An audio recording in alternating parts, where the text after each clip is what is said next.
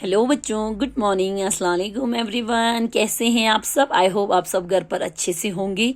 I wholeheartedly welcome you to my Hindi class student. हम आपकी book अंकुश हिंदी पाठमाला बाब 4 पढ़ रहे हैं, क्लास 4। हम आपका लेसन नंबर 15 पढ़ रहे थे, आलसी मोर। तो हमारा लेसन था बच्चों आलसी मोर। आलसी यानी कि सुस्त मोर जो काम से जी चुराता है। वो उसके बारे में स्टोरी है कि एक मोर और मुर्गा होते हैं। उनको एक धान से भरा टोकरा मिलता है। फिर वो दोनों सोचते हैं कि इसको हम अपनी जमीन पे बोएंगे। फिर उन्होंने कहा ठीक है, हम सुबह उठेंगे। अब मुर्गा जो है उसको सुबह उठने की आदत है, वो जल्दी उठता है, अपना काम धाम निपटा के मोर को आवाज लगाता है। लेकिन मोर जो है बहाना बनाना स्टार्ट कर, वो कहते हैं भाई आज तो मेरा नाचने का मन कर रहा है, तुम जाओ और तुम जाके खेत में हल जोतो, मैं थोड़ी देर में आता हूँ। अब मोर उसकी बात सुनकर बेचारा वहां से चल अकेला ही खेत में जाता है। वहां जाके वो दिन भर काम करता है, हल चलाता है, डेले पत्थर वगैरह तोड़ते हैं, घास फूस कचरा सभी साफ करके खेत को बिल्कुल बोने के लायक बना देता है शाम तक। फिर घर लौटकर वो बेलों को कुछ खिलाता है, सानी पानी भुस्सा वगैरह घास खली वगैरह मिला के जो खिलाते हैं वो खिलाता है और खुद भी खाकर सो जाता है। दूसरे दिन फिर वो जल्दी उठकर अपना सारा काम निपटाता है। फिर वो मोर को बुलाने जाता है कि मोर भैया चलो आज हमें बुआई यानी कि खेत में बोना है। मैंने कल सारा काम कर दिया था, हल वल जमीन बिल्कुल रेडी रखा है, आज हम जल्दी जाके ये करके आएंगे। यही करते करते हमें शाम हो जाएगी, उसने उसको कहा। उसकी बात सुनकर मोर बोला, मुर्गे भैया क्या बताऊं, आज जाने क्यों कुछ सोचने को दिल कर रहा है। मैं केवल खाने पीने की ही नहीं और भी बहुत सारी बातें सोचना चाहता हूँ। धान की बुआई में तो मैं आज कतई नहीं आ सकता, तुम जाकर बुआई कर दो, मुझे शांति से सोचने का मौका। अब देखो मोर की बात जब उसने सुनी, मोर ने उसको बोने के लिए चलने के लिए कहा, पहले हल चलाने के लिए कहा था, फिर उसको नाचने का मन कर रहा था, अभी उसको बोने के लिए कहा। तो अब देखो उसका क्या मन कर रहा है कि उसको सोचने का मन कर रहा है। वो कह रहा है कि मुझे तो सोचने का मन कर रहा है, मैं खाने पीने के बारे में नहीं सोचता हूँ, मैं बहुत सारी जरूरी बातें सोचता हूँ। आज बुआई में जाने का तो मेरा कतई बिल्कुल भी मेरा मन करता है, मैं बिल्कुल भी मेरा आज मन नहीं लग रहा है, तुम खुद जाकर बो दो, मुझे तो आज शांति से बिल्कुल शोरगुल में नहीं, चुप अकेले में जो है कुछ सोचने का मौका दो। मुर्गा अकेले चला और बुआई का काम सांझ तक करता रहा। अकेले सब कुछ करने में उसे तकलीफ हो रही थी, पर वह मजबूर था। मोर का दिल आज कुछ चाहता है और कल कुछ। देखते देखते एक हफ्ता गुजर गया। ठीक है, धान के अंकुर आ गए, पानी देना जरूरी हो गया, नहीं तो पौधे सूख जाएंगे। ऐसा सोचकर मुर्गा मोर से बोला, भाई धान के अंकुर आ गए हैं, क्यारी में पानी देना जरूरी है, मिलकर पानी चढ़ाए, नहीं तो अंकुर। अब देखो मुर्गा बेचारा अकेला चला गया, मोर ने तो मना कर दिया। अब बुआई करते करते, बोने का काम करते करते मुर्गे को शाम हो गई। उसको अकेले ये सारा काम करने में बहुत तकलीफ यानी कि परेशानी हो रही थी।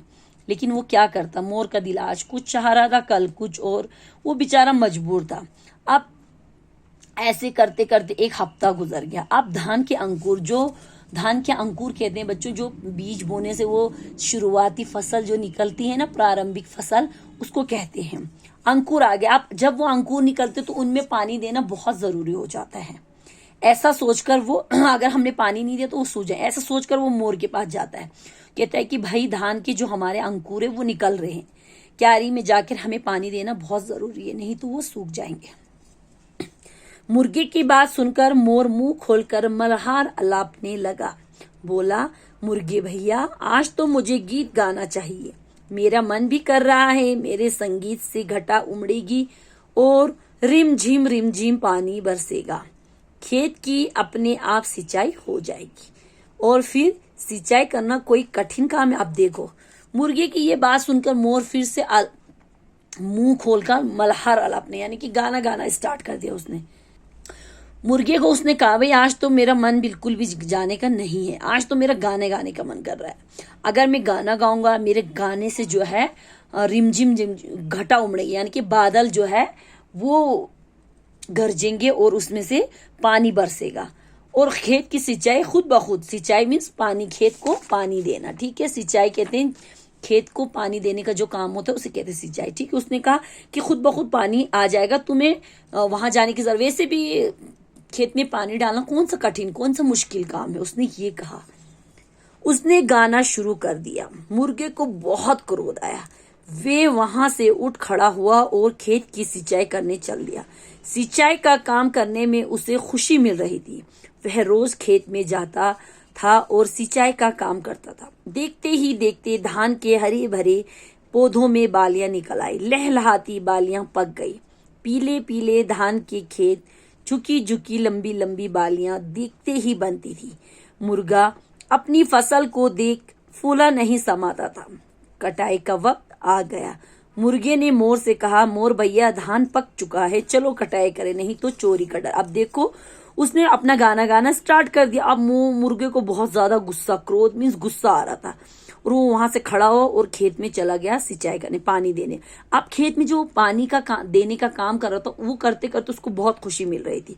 वो हर रोज खेत में जाता और पानी देता खेतों को। देखते ही देखते धान जो है, हरे भरे पौधों में जो है बालियां, उसके किनारों में जो चावल की छोटी छोटी बालियां निकल आई। लहलहाती बालियां अब पक गई। पीले पीले धान की खेत, ऐसे जब धान के खेत होते पीले पीले तो वो ऐसे झुक जाते हैं जब वो पक जाते हैं। तो देखते ही देखते इतने खूबसूरत वो लग रहे थे। मुर्गा अपनी फसल को देखकर बहुत खुश था। फूला नहीं समाना मीन्स बहुत ज्यादा खुश होना। अब उसको काटने का टाइम आ गया। मुर्गे ने फिर मोर के पास गया और उससे कहने लगा, भाई धान हमारे पक चुके हैं, चलो अब उसे काटते हैं, नहीं तो वहां चोरी का डर है।